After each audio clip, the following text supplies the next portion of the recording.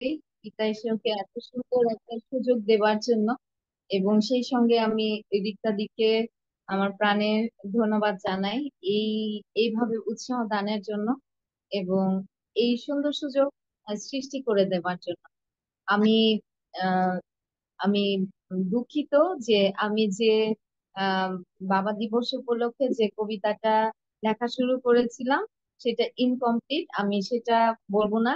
কিন্তু আমি কিছুদিন আগে যে কবিতাটা দেখে আসলে দিকটা দিয়ে আমাকে নক করেছিলেন, সেটা আমি আমাদের এই জগতের পিতা না, কিন্তু আমাদের আসল বাবাকে নিয়েই লেখা। তাতে যে আমার তার মধ্য দিয়ে আমাদের জীবনে জীবন্ত প্রত্যাশা আছে। আর সেটি আমার এই কবিতার মধ্যে 6 বছর আগে আমি লিখেছিলাম।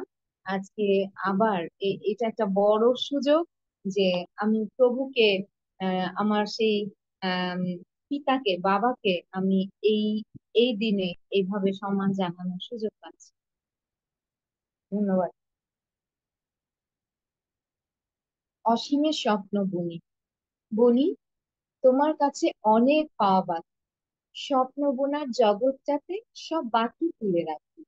স্বপ্ন যখন স্বপ্ন হয়েই থাকে, জীবন বলে কি পেয়েছে জীবনের শত বাকি। সে কি বুঝি তোমার বিদ্যুতি? দেখবে চলো আমার সাথে আমার স্বপ্ন। সেই নিরিতে আছো তুমি চার দেয়ালের দৃশ্যতে, তোমায় নেই আছি শেষে আমার স্বপ্ন বিশ্বতে। স্বপ্ন কেবল স্বপ্ন নয় তো, জীবন আছে তাতে। স্বপ্ন বোনার স্বপ্ন খেলায় বাঁচি আমি সকাল দুপুর রাতে। তুমি যে অসীম, আমার স্বপ্ন তাই সীমাহীন। অসীমে হারায়, অসীমেই পাই তব প্রেম। পাইনে সেথা মিথ্যে আশা, দুঃখ জড়া আর হতাশা। বেদন বোধে জাগে না কোনো অপ্রেম। মৃত্যু সেটা মৃত্যু নয় গো, শুধুই সীমার অসীমে মিশে যাওয়া। সেই অসীমে পূর্ণ হলো আমার যত পাওয়া। ধন্যবাদ সবাইকে। বাবা দিবসের শুভেচ্ছা সকল বাবার জন্য। অনেক প্রাণের শুভেচ্ছা, শ্রদ্ধা, ভালোবাসা।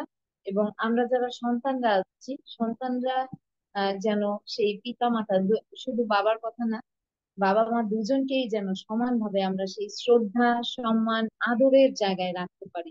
এখন তারা আমাদের সন্তান, তো আমরা যেন আসলে সেইভাবে এই ঈশ্বরীয় প্রেমে আম, তার প্রেম স্মরণ করে আমরা যেন প্রত্যেক বাবা মাকে আমরা যেন যত্ন করতে পারি।